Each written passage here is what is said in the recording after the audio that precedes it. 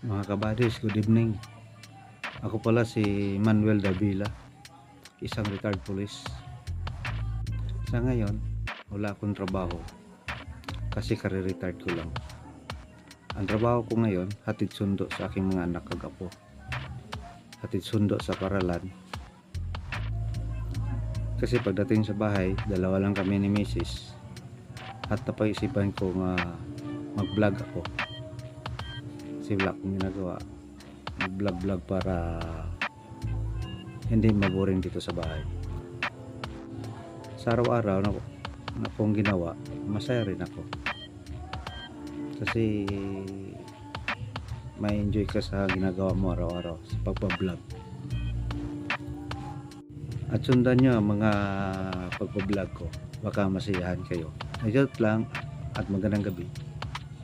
Bye-bye mga kabadis.